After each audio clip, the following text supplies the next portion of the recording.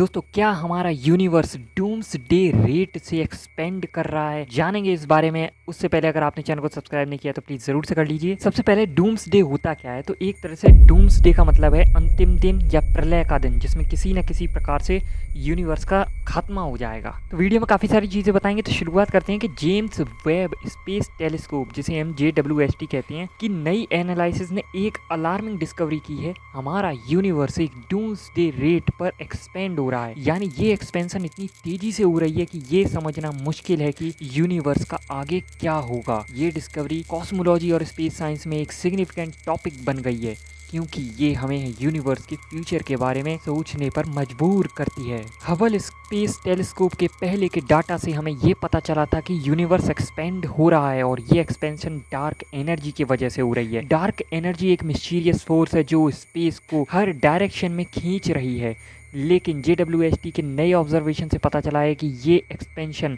पहले से भी ज़्यादा फास्ट हो रही है। ये एक्सपेंशन इतनी तेज़ी से हो रही है कि साइंटिस्ट ने इस फेनोमेनन को समझने में स्ट्रगल करना पड़ रहा है उन्हें। जेम्स वेब स्पेस टेलीस्कोप ने यूनिवर्स की एक्सपेंशन रेट, जिसे हबल कांस्टेंट कहते हैं, उसको मेज़र किया। इस नए डाटा के एनालिसिस से पता चला कि ये रेट एक्सपेक्टेड से ज़्यादा है।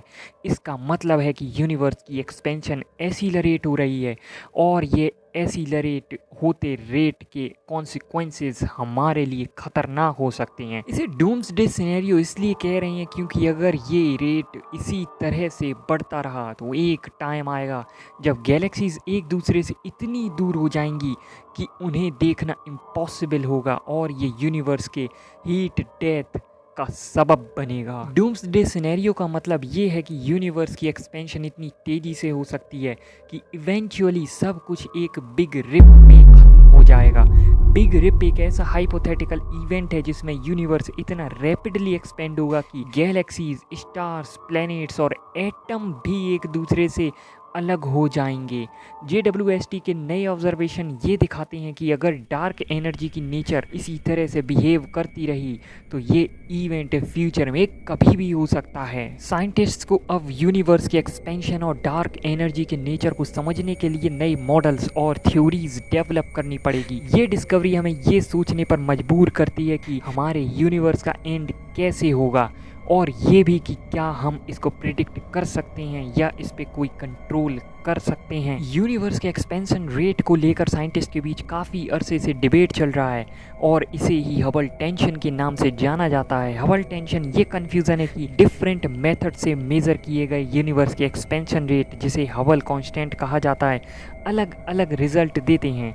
लेकिन जेम्स वेब स्पेस टेलीस्कोप के नए मेजरमेंट्स ने इस डिबेट में एक नया ट्विस्ट ला दिया है। यूनिवर्सिटी ऑफ शिकागो के कॉस्मोलॉजिस्ट विंडी फ्रीडमैन और उनकी टीम ने JWST के डाटा का एनालिसिस किया, जिसमें 10 नियर बाई गैलेक्सीज का डिस्टेंस मेज़र किया गया था।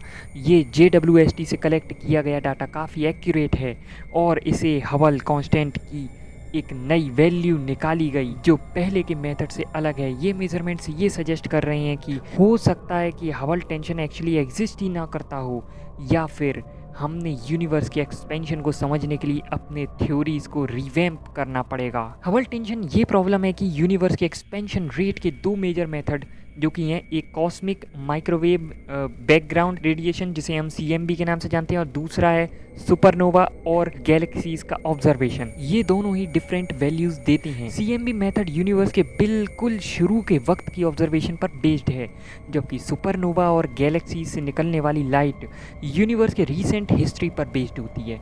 ये डिफरेंस समझना मुश्किल हो रहा है, और इसे ही हबल टेंशन कहते हैं। JWST के नए ऑब्जर्वेशन से ये पता चल रहा है कि नियर बाई गैलेक्सीज का डिस्टेंस और उनका एक्सपेंशन रेट मेज़र करके हबल कांस्टेंट की एक नई वैल्यू मिल रही है। ये वैल्यू उन पहले के मेजरमेंट से मैच कर रही है जो सुपरनोवा और गैलेक्सीज के ऑब्जर्वेशन से मिले थे, लेकिन ये कॉस्मिक माइक्रोवेव बैकग्राउंड से निकलने वाले वैल्यू से डिफरेंट है। ये सजेस्ट करता है कि हबल टेंशन या तो गलत एजम्पशन पर बेस्ड थी, या फिर हमने यूनिवर्स के एक्सपेंशन को समझने के लिए नए थ्योरीज डेवलप करनी पड़ेगी। ये फाइंडिंग्स कॉस्मोलॉजी के फील्ड में एक सिग्निफिकेंट इम्पैक्ट डाल सकती है। अगर ये कंफर्म हो गया कि हबल टेंशन एक रियल प्रॉब्लम नहीं थी तो ये हमें यूनिवर्स के एक्सपेंशन के मॉडल पर नई सोच देनी पड़ेगी।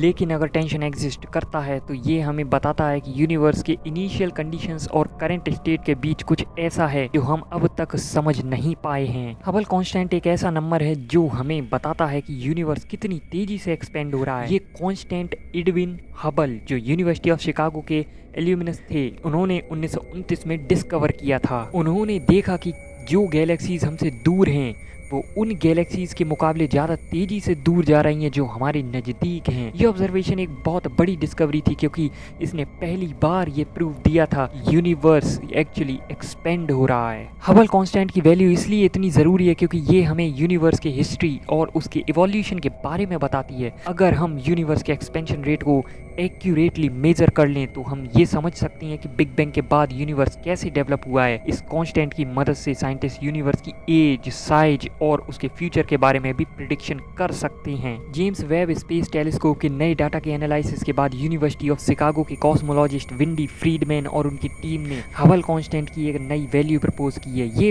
वैल्यू 70 किलोमीटर पर सेकंड पर मेगा पारसेक है। ये एक इम्पॉर्टेंट डिस्कवरी है क्योंकि ये वैल्यू उन पहले के मेजरमेंट्स के साथ ओवरलैप करती है जो हबल टेंशन के मुकाबले ज़्यादा एक्यूरेट मानी जा रही है। फ्रीडमैन ने कहा है ये नई डाटा और 3 अलग अलग मेथड से मिले रिजल्ट ये सजेस्ट करती हैं कि हबल टेंशन का कोई स्ट्रॉन्ग एविडेंस नहीं मिल रहा। ये कहते हुए उन्होंने इस बात को भी हाईलाइट किया कि अब तक के हमारे कॉस्मोलॉजिकल मॉडल्स जो यूनिवर्स के इवोल्यूशन को एक्सप्लेन करते हैं अब तक काफ़ी हद तक एक्यूरेट हैं। हबल कांस्टेंट वो नंबर है जो बताता है कि हर एक mega parsec approximately 3.26 million light years की डिस्टेंस पर एक गैलेक्सी अर्थ से कितनी तेजी से दूर जा रही है। अगर हबल कांस्टेंट की वैल्यू 70 किलोमीटर पर सेकंड पर मेगा पारसेक है तो इसका मतलब ये है कि हर मेगा पारसेक के डिस्टेंस पर गैलेक्सी 70 किलोमीटर पर सेकंड की स्पीड से दूर जा रही हैं।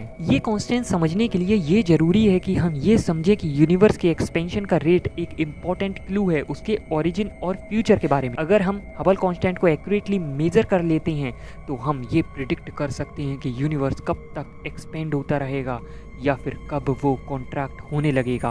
हबल टेंशन का सोल्यूशन क्या है? तो JWST के नए मेजरमेंट्स ये सजेस्ट करते हैं कि शायद जो हबल टेंशन अब तक एग्जिस्ट करती थी वो या तो गलत एजम्पशन पर बेस्ड थी या फिर हमारे मॉडल्स में कुछ मिसिंग था। ये डिस्कवरीज कॉस्मोलॉजी के फील्ड में नए डिस्कशंस को जन्म दे रही है जिससे साइंटिस्ट को यूनिवर्स के एक्सपेंशन को बेटर समझने में मदद मिलेगी। हबल कांस्टेंट को जो मेजर करने के मेथड से दो मैंने वो बताए थे उनके बारे में थोड़ा सा और देखते हैं। जैसे कि पहला है कॉस्मिक माइक्रोवेव बैकग्राउंड जिसे हम CMB मेथड कहते हैं। तो पहला method cosmic microwave background CMB का यूज़ करता है। CMB वो रेमिनेंट लाइट है जो बिग बैंग के बाद से यूनिवर्स में बची हुई है। जब यूनिवर्स अभी नए फेज में था तब उसमें बहुत हाई एनर्जी रेडिएशंस थीं, लेकिन जैसे जैसे यूनिवर्स एक्सपेंड होता गया ये रेडिएशन कूल डाउन हो गई और अब ये माइक्रोवेव की फॉर्म में है। साइंटिस्ट ने CMB को स्टडी करके यूनिवर्स के एक्सपेंशन के रेट का एस्टीमेट लगाया। इस मेथड के थ्रू हबल कांस्टेंट का वैल्यू 67.4 किलोमीटर पर सेकंड पर मेगा पारसेक मिला है। ये मेथड लार्जली यूनिवर्स के लार्ज स्केल स्ट्रक्चर पर बेस्ड है और इसलिए इससे मिलने वाले रिजल्ट लॉन्ग रेंज इफेक्ट को कंसीडर करते हैं। लोकल गैलेक्सीज और सेफेड वेरिएबल मेथड्स। दूसरा मेथड अर्थ के लोकल कॉस्मिक नेबरहुड में मौजूद गैलेक्सीज के एक्सपेंशन को मेज़र करता है। इस मेथड में वो स्टार्स को यूज़ किया जाता है जिनकी ब्राइटनेस इजीली आइडेंटिफाई की जा सकती है। ऐसे स्टार्स को सेफेड वेरिएबल कहते हैं। सेफेड स्टार्स की ब्राइटनेस का और उनका डिस्टेंस मेज़र करके गैलेक्सीज के एक्सपेंशन रेट का एस्टीमेट लगाया जाता है और इस मेथड से हबल कांस्टेंट का वैल्यू लगभग 74 किलोमीटर पर सेकंड पर मेगा पारसेक आया है।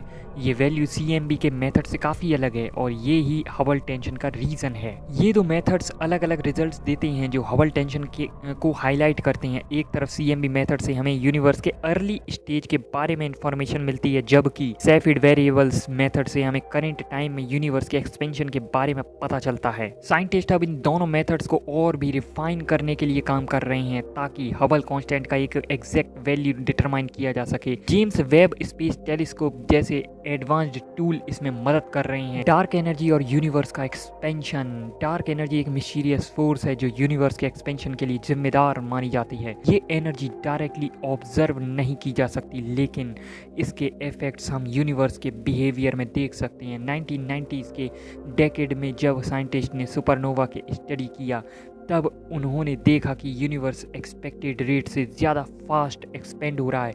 इस डिस्कवरी ने डार्क एनर्जी का कॉन्सेप्ट इंट्रोड्यूस किया। डार्क एनर्जी को हम एक ऐसी फोर्स के रूप में समझ सकते हैं जो स्पेस टाइम के फैब्रिक में काम करती है। ये एनर्जी स्पेस को एक्सपेंड करने के लिए काम करती है, और जैसे जैसे स्पेस एक्सपेंड होता है वैसे वैसे और ज़्यादा डार्क एनर्जी प्रोड्यूस होती है, जो और ज़्यादा एक्सपेंशन को ड्राइव करती है। इसका मतलब है कि यूनिवर्स की एक्सपेंशन एक्सेलरेट होती जा रही है। बिग बैंग के बाद यूनिवर्स बहुत ही तेज़ी से एक्सपेंड हुआ है। इस इवेंट को इन्फ्लेशन कहते हैं। इस इनिशियल एक्सपेंशन के बाद यूनिवर्स का एक्सपेंशन थोड़ा स्लो डाउन होता गया, लेकिन अब हमें पता चल रहा है कि डार्क एनर्जी की वजह से ये एक्सपेंशन फिर से एक्सेलरेट हो रहा है। ये एक कंटिन्यूस प्रोसेस है जो स्पेस को फैला रहा है और गैलेक्सीज को एक दूसरे से दूर ले जा रहा है। द बिग क्रंच थ्योरी, एक और थ्योरी जो प्रपोज की गई है वो है big crunch theory. The big crunch के अनुसार अगर डार्क एनर्जी की जगह ग्रेविटेशनल फोर्स डोमिनेट करने लगे तो एक दिन यूनिवर्स का एक्सपेंशन रुक जाएगा और फिर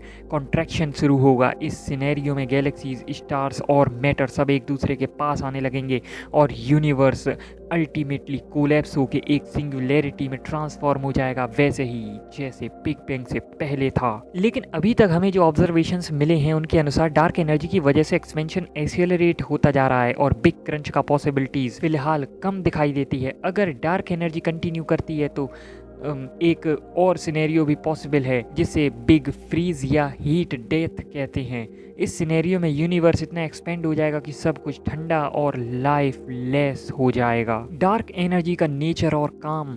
डार्क एनर्जी एक मिस्टीरियस फोर्स है जो यूनिवर्स के एक्सपेंशन को एक्सेलरेट कर रही है। ये एनर्जी पूरे यूनिवर्स में यूनिफॉर्मली डिस्ट्रीब्यूटेड है और इसका एग्जैक्ट नेचर अभी तक एक मिस्ट्री है। साइंटिस्ट को ये पता चला है कि यूनिवर्स में जितना मास और एनर्जी है उसका अप्रॉक्सीमेटली 68% डार्क एनर्जी से मिलता है, बाकी का 27% डार्क मैटर और सिर्फ 5% नॉर्मल मैटर है जो हम देख सकते हैं। डार्क एनर्जी के काम का बेसिक आइडिया ये है कि ये स्पेस को एक्सपेंड करने का काम करती है। इसका मतलब ये है कि जैसे जैसे यूनिवर्स एक्सपेंड हो रहा है स्पेस इटसेल्फ क्रिएट होता जा रहा है और गैलेक्सीज और सेलेस्टियल बॉडीज के बीच की डिस्टेंस बढ़ती जा रही है। ये फोर्स इतनी ज्यादा स्ट्रॉन्ग है कि ये ग्रेविटी के अट्रैक्शन फोर्स को ओवरकम कर रही है, जिससे यूनिवर्स के एक्सपेंशन की स्पीड बढ़ती जा रही है। डार्क एनर्जी का एग्जैक्ट ओरिजिन अभी तक अननोन है। कुछ थ्योरीज कहती हैं कि ये क्वांटम फ्लक्चुएशंस का रिजल्ट हो सकती है, जबकि कुछ साइंटिस्ट इसे आइंस्टाइन के कॉस्मोलॉजिकल कांस्टेंट से रिलेट करते हैं। ये कांस्टेंट एक टर्म है जो आइंस्टाइन ने अपने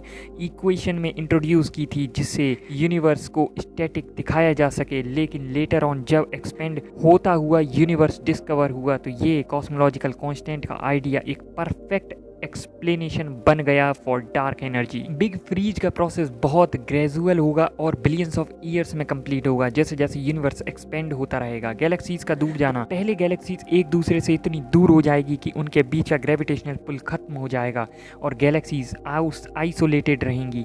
ये इवेंट कुछ बिलियन सालों में हो सकता है। स्टार्स का डेथ, जैसे जैसे गैलेक्सीज दूर होती जाएंगी उनके अंदर के स्टार्स भी फ्यूल फिनिश होने के बाद बर्न आउट हो जाएंगे।